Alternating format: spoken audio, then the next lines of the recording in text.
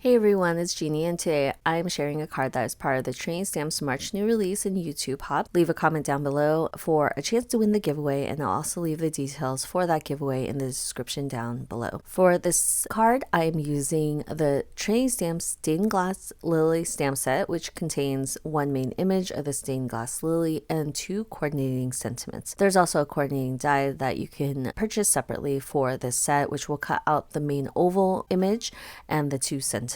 I will be starting off by stamping it in my mini MISTI, and this is actually pretty important because I will not be removing this stamp after I stamp it. I will re-stamp after I color my image in. Once that's all stamped out, I'll go ahead and color my image, and this is very simple. It's kind of like a coloring book. Back in the day, you just use one color to color things, and that's exactly what I'm doing. The only small difference is that I am going in with two different colors for each portion. So for the leaves, I have a dark green and a light green, and then for the flowers I have a light pink and a dark pink, and that creates that dimension because we are not doing any shading. We're just coloring in these areas in solid color. Because there's an additional color that kind of mimics shading, it just adds to it, and I really liked it. So I skipped some of my coloring mainly because it's pretty much straightforward.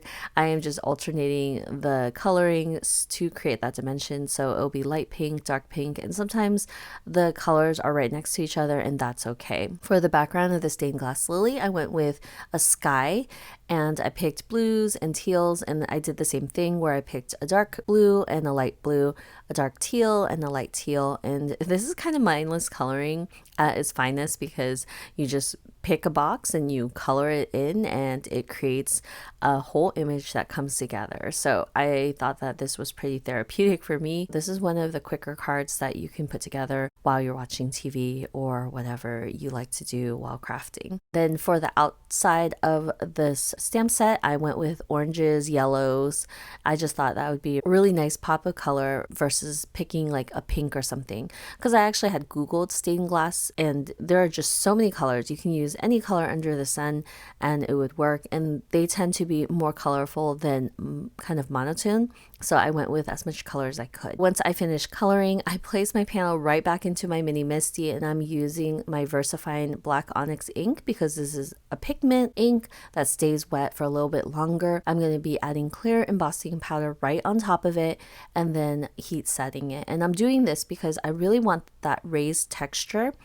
For watercolors, when you use heat embossing for your watercolors, it kind of contains the water within the specific area that it is, and your water won't like flow over to the other side unless you use like a ton. And so I wanted to use that same concept here, except with glossy accents, because I really wanted to give it that stained glass look.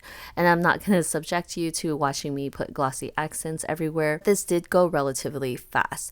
There are a lot of large areas, and the only small areas are kind of the flowers, but it was pretty easy to get glossy accents in each of these areas. And although the glossy accents are coming out a bit cloudy, it does dry clear. It just looks really cool, especially with the raised edges of the heat embossing.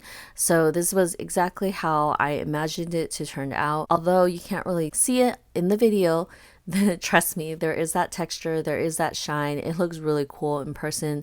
I actually made my sister touch it just because I thought it was cool. With glossy accents, it's just like glue. You need to give it time to dry. I actually set this aside for 24 hours. Once I've finish adding glossy accents all over, I made sure nothing touched it, and then I worked on my background.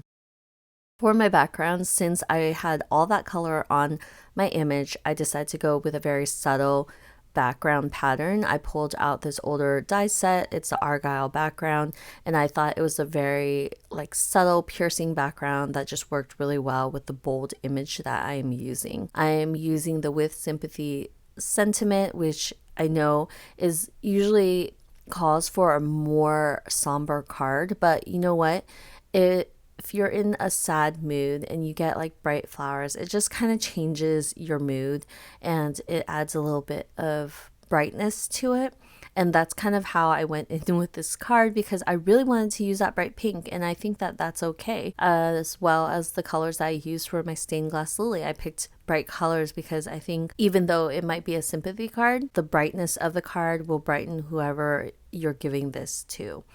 I'm just gonna go ahead and attach it right onto my background panel, and then I had popped up the With Sympathy sentiment twice.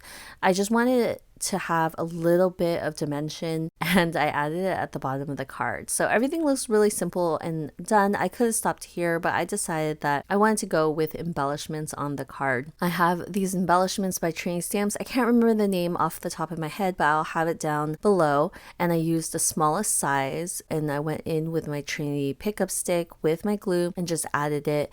I thought that even though, again, it's a sympathy card, it didn't hurt to have a little bit of bling on this, and I still think it's pretty subtle because I used the smaller size and it all came together really nicely. I hope you enjoyed it. I will see you guys next time with another video. Bye!